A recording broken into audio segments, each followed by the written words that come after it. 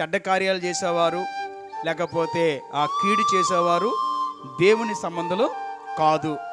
మేలు చేసేవారు, మంచి కార్యాలు చేసేవారు దేవుడికి సంబంధించిన వ్యక్తులని ఇక్కడ మనకి 11వ వచనంలో చాలా క్లియర్గా రాయబడి ఉంది. చూడండి ఒకసారి ఆది కాండములో ఒక మాట ఉంటుంది, 6వ అధ్యాయం 5వ వచనంలో. చాలమ్మా. నరులు చెడుతనము, నరులు ఎలాగున్నారు? ఇప్పుడు నరులు అంటే చెడుతనము కలిగిన వ్యక్తికి మంచి పేరు ఎక్కడ వస్తుంది? నరులు చెడుతనము. నరులు ఎలాగున్నారంట? చెడుతనం అంటే ఏంటి? చెడ్డ లక్షణాలు. చెడుతనము మనం ఏమైనా ఎక్కడికి వెళ్ళి నేర్చుకోవాలా?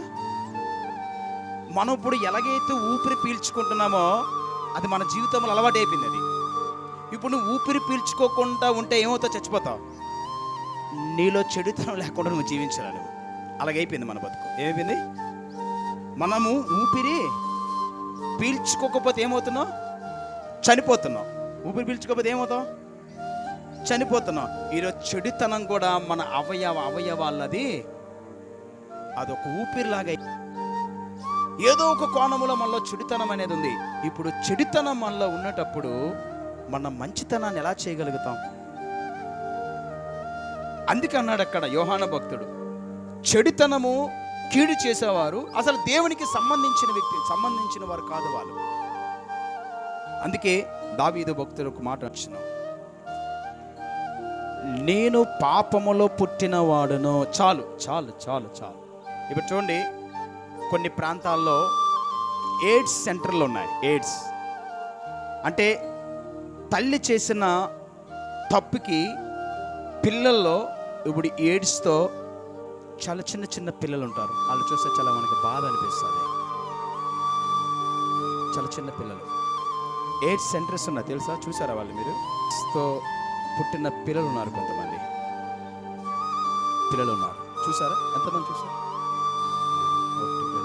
నలుగురు చూసారా? వాళ్ళు చూసినప్పుడు మీ ఫీలింగ్స్ ఏమైనా అనిపించాయి? అసలు వాళ్ళు ఏం తప్పు చేయలేదు, అసలు వాళ్ళకి తప్పు కూడా ఏంటో, కానీ ఈరోజు శిక్షను భరిస్తున్నారు. అందుకే దావీదు ఈ మాట రాశాడు, నేను పాపములో పుట్టాను, అందుకే నా శరీరము పాప స్వభావము, అందుకే నాలో మంచి అనేది ఏమి కూడా, నాలో ఏ మంచి లేదు, నేను తప్పిపోయాను, నాలో పాపం ఉంది.